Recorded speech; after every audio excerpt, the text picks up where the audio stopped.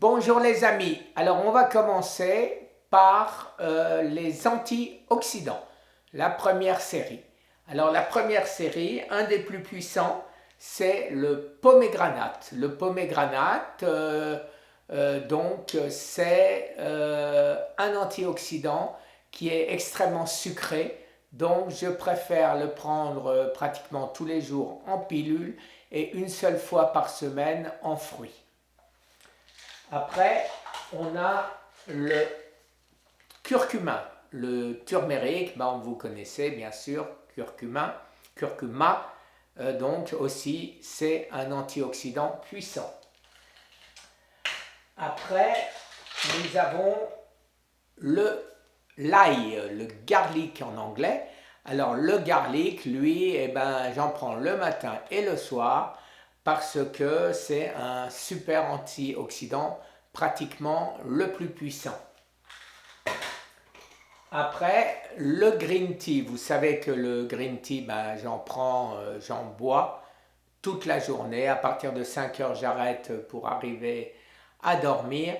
Mais j'en prends aussi en pilule et en naturel, je prends le thé matcha. Après, nous avons les racines de pissenlit. Les racines de pissenlit, ça c'est effectivement aussi un antioxydant puissant. Après, nous avons l'ashwagandha. L'ashwagandha empêche les cellules du cancer d'absorber la glutamine, tout comme le thé vert et les poivrons. Les poivrons, ça vous dit quelque chose, les poivrons? Et en dernier, apple cider vinegar, c'est-à-dire le vinaigre de pomme, vinaigre de cidre de pomme, qui lui maintient un pH, empêche le pH de descendre, il le remonte le cas échéant. Voilà, ça c'est la première série de mes TCC, c'est-à-dire les antioxydants. Maintenant, je vais passer, alors ça je prends le matin, le soir, ça n'a pas trop d'importance. Il y en a certains que je prends comme l'ail le matin et le soir, le turmeric, le gingembre, matin et soir. Les plus puissants, je les prends 2 fois. Après, nous avons les vitamines. Alors les vitamines, je ne les prends que le matin. Le matin, alors, la B12 pour empêcher l'anémie. Hein? Alors, celui-là, il n'a rien à foutre ici. C'était le ginger, c'était celui d'avant. Ginger, c'est le gingembre. Il était dans la colonne d'avant. Après, la vitamine K qu'on a besoin pour absorber ceci, la vitamine D3. Quand on met de la vitamine D3, 5000 IU, je ne sais pas ce que ça veut dire IU. Quand on prend la vitamine K en même temps, elle est mieux absorbée. Après, la vitamine E, voilà, c'est nécessaire. C'est nécessaire et de toute façon, vous allez trouver toutes les explications pour toutes ces vitamines, bien sûr, sur Amazon ou sur les boîtes de toutes ces pilules. Après, nous avons la vitamine D. Alors, je ne sais pas trop la différence entre la vitamine D et la vitamine D3. Ce qui est certain, c'est que le soleil, c'est de la vitamine D. Et donc, la D3, c'est la vitamine en pilule. Donc, D, est-ce qu'il manque le 3? Je n'en sais fichtrement rien. Voilà. Vous voyez, Dollarama, ça vient du Canada. 2 dollars pour le pot de 90 pilules. Vous voyez, la majorité de ces nutriments ne sont vraiment pas chers. C'est-à-dire comme en plus on ne mange pas beaucoup, je pense qu'à la fin du mois, on a dépensé beaucoup moins d'argent avec les nutriments que si on mangeait simplement de la viande. Après, donc de la vitamine B1, nécessaire bien sûr, et la fameuse vitamine C que je prends 1000 mg 3 fois par jour. Et maintenant, sachant que le cancer, tout comme la barbe, se développe la nuit, je prends mes minéraux la nuit, enfin la nuit, pas la nuit, juste avant de me coucher, suivant les cas, 9h, 10h, 11h, mais avant de dormir. Alors, en premier, la mélatonine, puisque je n'en fais plus, c'est pas un minéral, hein, mais je ne fais plus de mélatonine parce que j'ai trop de cortisol, le stress, donc je prends 20 mg par jour. Après, le potassium. Alors, le potassium, ça se vend en 99 mg, ou alors vous pouvez avoir du potassium glucomate où il y a 595 mg. C'est le dernier que j'ai acheté, je n'ai pas vraiment encore étudié la différence.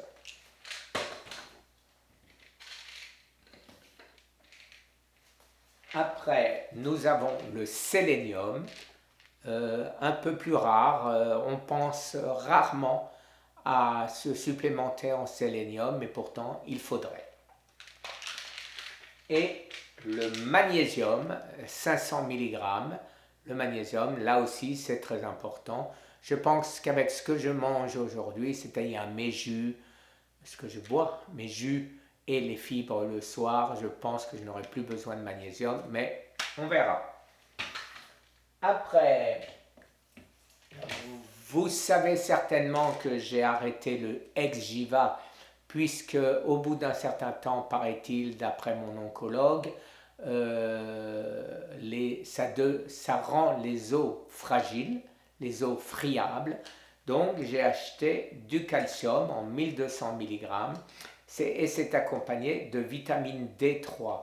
Comme ma vitamine D3, je la prends le matin, j'ai pris ce calcium que je prends le soir avec 1000 IU de vitamine D3 qui aide à absorber le calcium.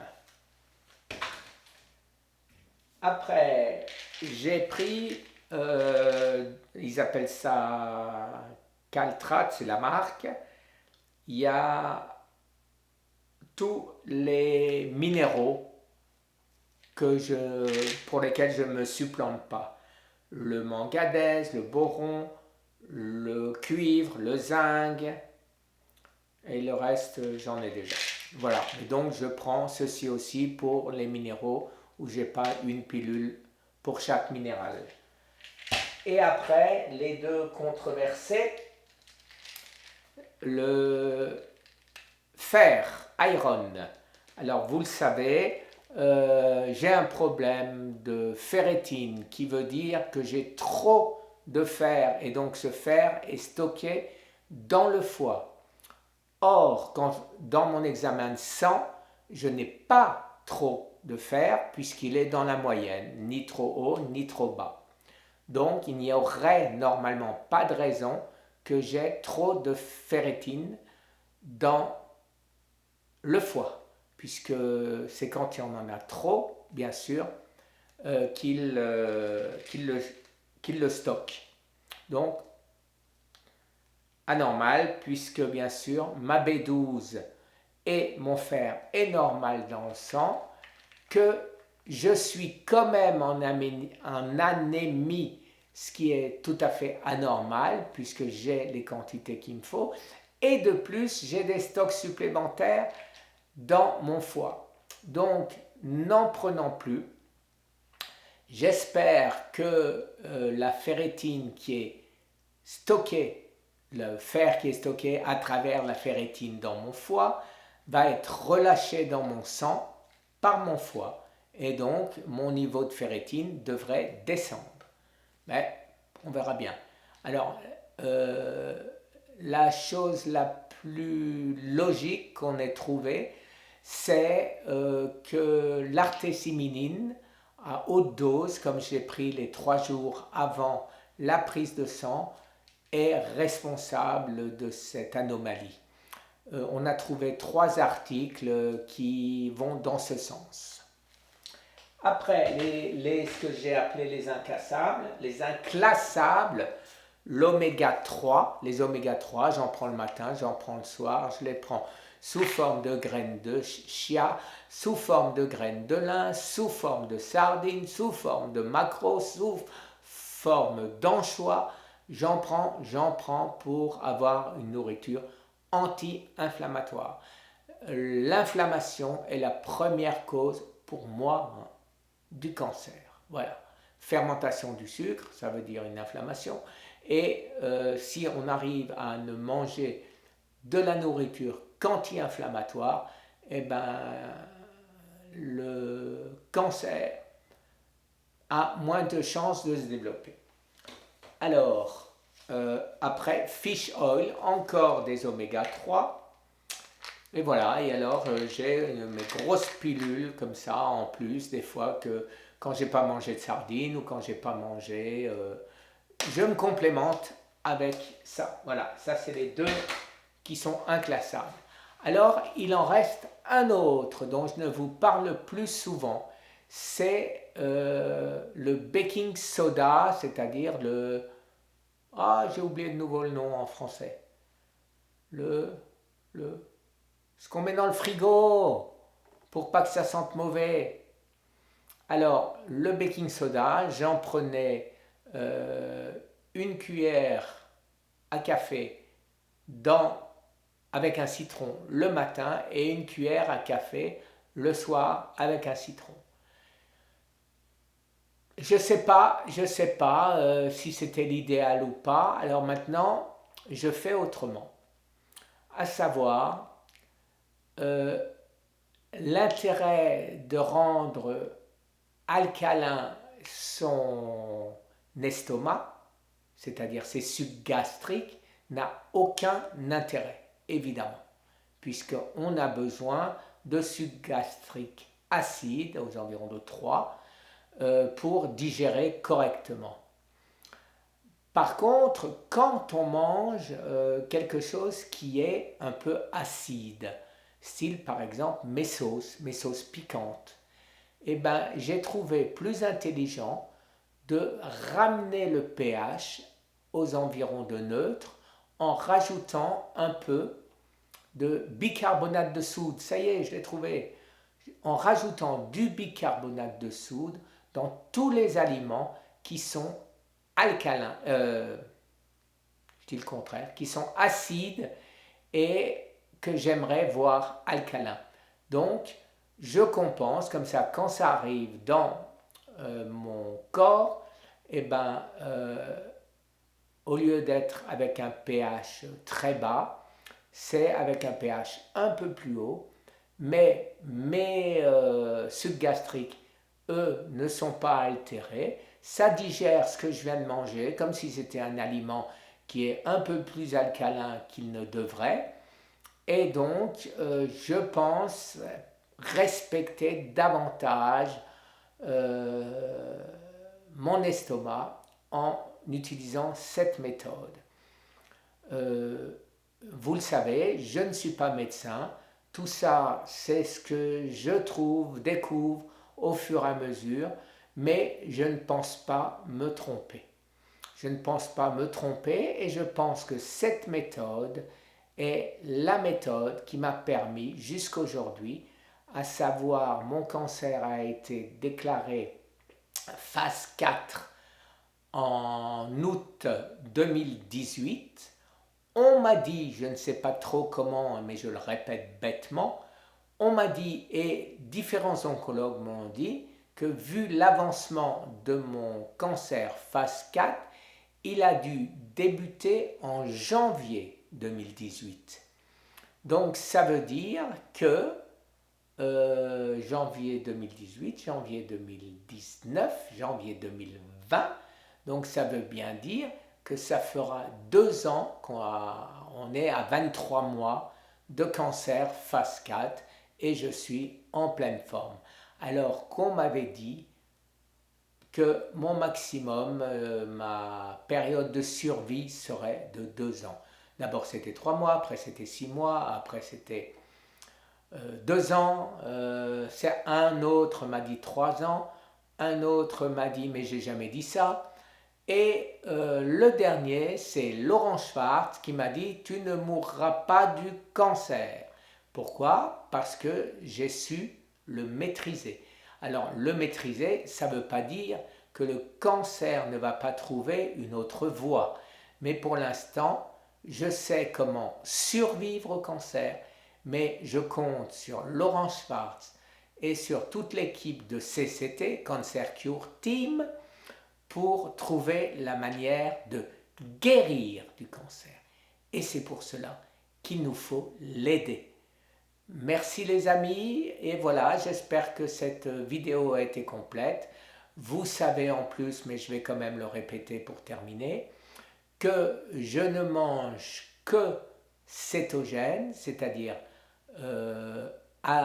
et encore pas tout cétogène, c'est-à-dire dans le régime cétogène, je ne mange pas la viande, je ne mange pas le fromage, je ne mange pas ce qui est trop sucré et je ne mange pas ce qui est inflammatoire. Voilà, une fois que vous avez enlevé tout ça au régime cétogène, il ne reste pas grand-chose, mais ça nous tient en vie. De plus, les légumes, je les prends crus, je les mange crus. Que dire d'autre? Que dire d'autre? Eh bien écoutez, je crois avoir fait le tour, je crois avoir rien oublié, mais je suis certain que mes amis, mes abonnés, vous allez me le rappeler si j'ai oublié quelque chose, de manière à informer intelligemment et complètement tous les malades qui en auront besoin.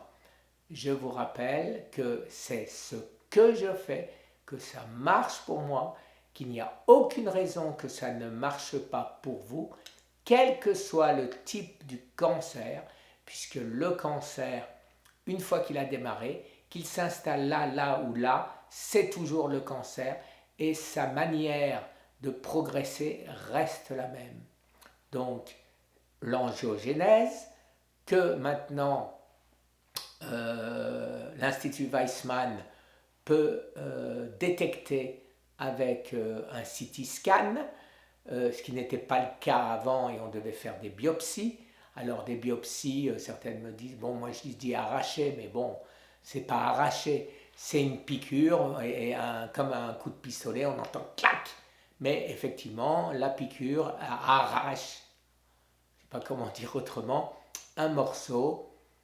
On fait 14 piqûres comme ça, on les teste et on sait comme ça si on a un cancer ou pas. Quand on a bien sûr un PSA élevé. Je parle bien sûr du cancer de la prostate. Voilà, tout ça, ça s'améliore, tout ça, on trouve de nouvelles possibilités et on va y arriver. Je suis certain qu'aujourd'hui, on n'est pas loin. Et si j'arrive à tenir entre 1 et 2 ans de plus, eh ben, je pense que je bénéficierai des nouveaux traitements de Laurent Schwartz et de son équipe. Merci beaucoup les amis. Eh ben, je vous souhaite une excellente journée ou dimanche. Au revoir.